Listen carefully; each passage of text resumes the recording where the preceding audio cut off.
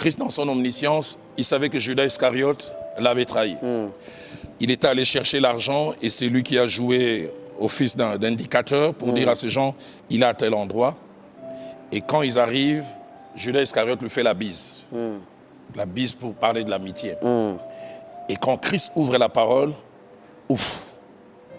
Les qualificatifs qu'il colle à Judas, je me suis souvent posé la question si j'aurais fait pareil.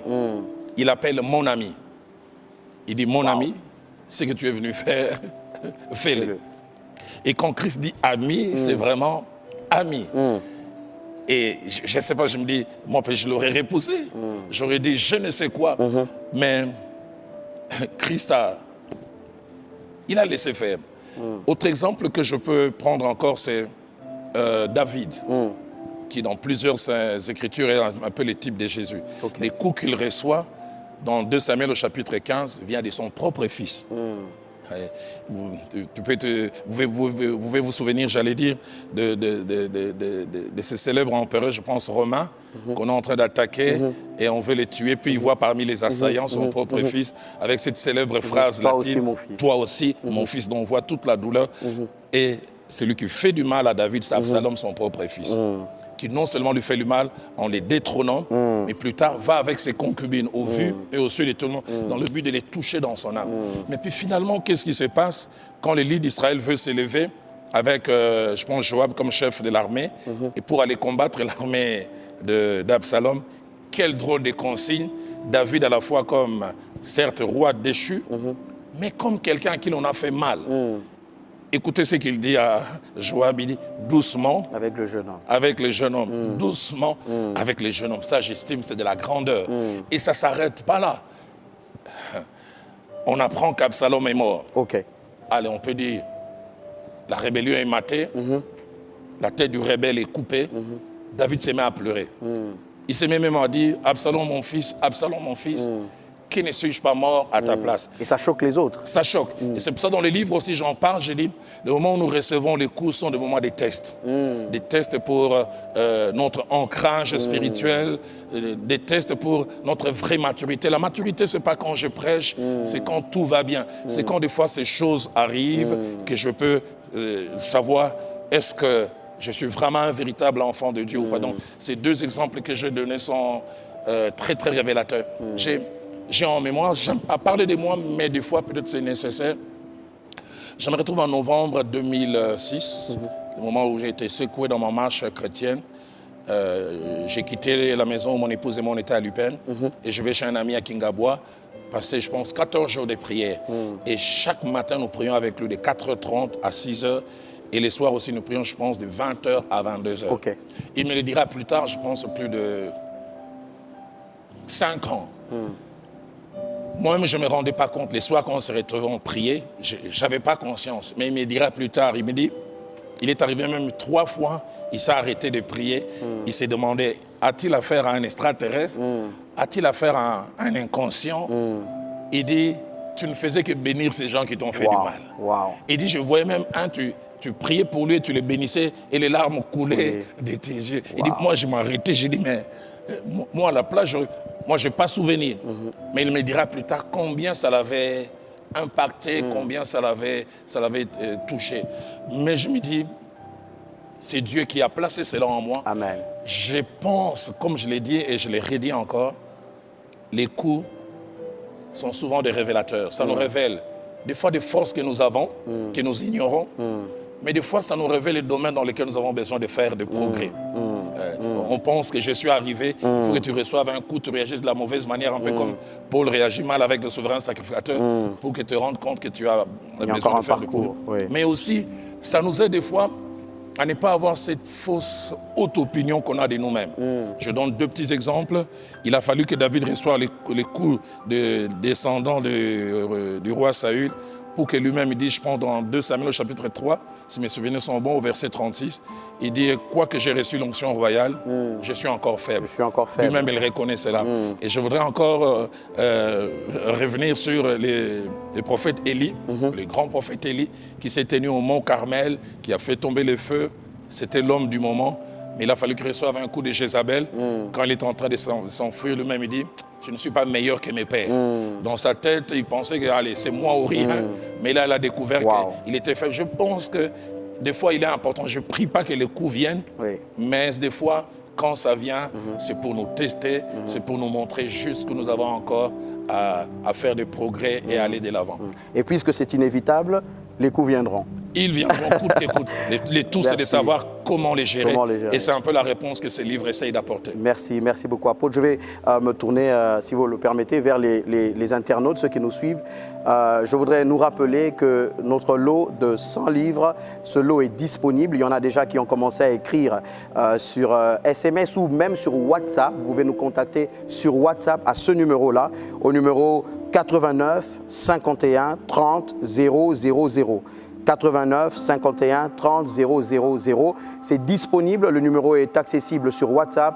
Vous nous écrivez, vous passez votre commande et ça a déjà commencé. Il y en a déjà qui sont en train de commander. Nous insistons que la particularité, c'est que ces livres-là, en plus des lignes déjà écrites par l'auteur, il y a des lignes de plus. C'est la dédicace de l'auteur pour vous. Et toujours du côté de nos internautes, puisque vous êtes en train de partager ce moment avec nous, avec le thé, est-ce que pendant que vous suivez, vous pouvez faire signe, je ne sais pas, avec un emoji d'une tasse, une tasse de thé, avec un verre de jus, peu importe, ou même une photo de vous, si vous voulez, une photo de vous avec votre tasse de thé dans votre salon, afin que nous sachions que nous sommes vraiment ensemble en train de partager autour de cette tasse de thé, mais surtout autour de cet ouvrage. Pasteur Média, alors que peut-être vous voulez aller plus loin, merci, je voulais vous demander une petite faveur. Quand vous aurez fini, vous me permettrez de vous demander une faveur en 2 temps. Ok, sans souci. J'espère que vous n'allez pas oublier. Sans souci. Alors on retient qu'avec l'apôtre... Préparez-vous, ça risque de vous choquer. Ok. Alors vous retenez qu'avec l'apôtre, même quand c'est imprévu, c'est structuré. La faveur en 2 temps. Alors il y a une autre question, apôtre. Elle nous vient de Emmanuel Ngoutou. Emmanuel Ngoutou dit: le fait de se relever après avoir reçu des coups est-il lié au fait de pardonner après avoir reçu des coups? Ou mieux, peut-on se relever des coups reçus sans avoir pardonné ceux qui en sont auteurs? Où se situe ce relèvement? Est-ce que pour se relever, il faut avoir pardonné? Ou alors c'est possible d'avoir repris la marche, mais de continuer à garder une rancœur et dire qu'on s'est relevé? Je pense qu'il y a 2 manières, et là je pense qu'on fait le choix, on est enfant de Dieu ou pas. Il est possible qu'on puisse se relever sans forcément pardonner. Ok. J'ai reçu des coups, je me relève, j'ai dit la vie ça continue. Et des fois même on peut avoir une ambition qui naît de cette rancœur. Je vais leur prouver que je suis capable. Ils verront de quoi je suis capable. Là, je pense qu'on se relève, mais on se relève de la mauvaise manière. La mauvaise manière. Je pense que la meilleure manière de vraiment se relever, c'est de savoir pardonner. Et comme nous avons essayé de dire tout à l'heure, le pardon, ce n'est pas devenir amnésique. Le pardon, c'est ne plus tenir rigueur à la personne qui nous a donné ces coups et ne pas laisser les souvenirs de cet événement continuer à nous envenimer la vie, continuer à nous pourrir la vie. Donc j'insiste pour dire, la meilleure manière de se relever, c'est on pardonne et on continue de vivre.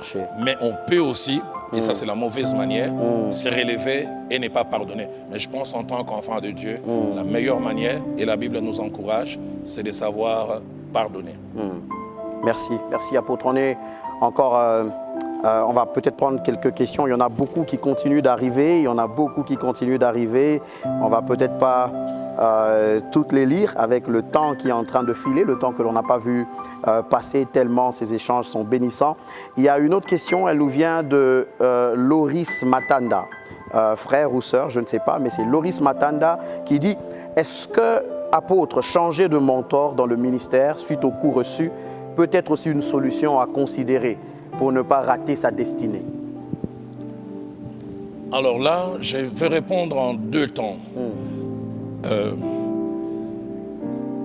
1 Samuel au chapitre 18, Saül est comme un mentor pour David.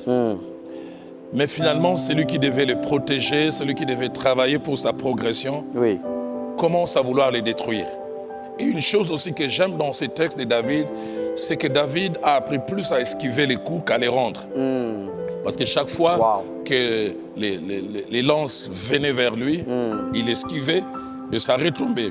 Donc il avait la possibilité de répondre et dire retour à l'envoyeur. On voit, il ne les fait pas. Jamais. Mais on voit acte, plutôt 1 Samuel 18, 1 Samuel 19, et même jusqu'à 20. Avant même, il y a un moment, il part, mais il finit encore par revenir. Mais c'est finalement dans 1 Samuel 22 où il sent que s'il reste à cet endroit, il risque de mourir. Et finalement, il a dû s'éloigner. Donc j'ai dit, s'éloigner d'un mentor qui devient nocif est une possibilité envisagée, mais pas forcément dès le départ.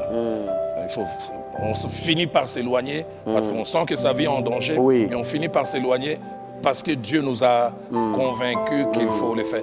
Mais je pense qu'on s'éloigne aussi de ce mentor nocif. 2 choses à faire. La première, c'est de prier pour cette personne. En se disant, si elle ne guérit pas, elle va faire mal à d'autres personnes. Ça, je toucherai ça aussi en appendice. Et ça vous permet de voir juste cette personne même dans son leadership, au lieu de construire des gens détruits. Mais en même temps, c'est dire aussi, c'est une leçon à tirer.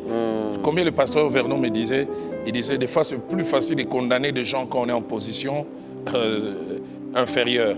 C'est de dire, moi aussi quand je deviendrai un mentor pour les autres, je ne veux pas leur donner de coups. Et c'est pour cela que j'aime beaucoup David. David est un bel exemple. Autant il a eu un mentor qui lui donnait des coups qui s'appelait Saül, autant quand il est devenu plus vieux, c'est son fils qui a commencé à lui donner des coups. Et lui n'a pas non plus réagi. Et la victoire de David, c'est qu'autant il a bien géré les coups d'un mentor qui s'appelait Saül, autant quand lui-même est devenu mentor, il n'a pas aussi donné des coups. Donc je pense qu'il y a cette possibilité, quel que soit le mentor, c'est rester d'abord à cet endroit et puis finir par s'éloigner. Deuxième des choses que je veux dire en rapport avec ça, ça c'est très important, c'est mon petit parcours dans les ministères. Il arrive des fois, j'observe certains leaders et j'arrive pas à m'expliquer comment un leader peut devenir nocif vis-à-vis d'un enfant. Et là, je me dis, plusieurs grandissent en responsabilité, mais avec des blessures du passé qui n'ont pas été guéries. J'arrive pas à expliquer comment un leader désormais peut avoir comme un ennemi celui qui est sous sa responsabilité.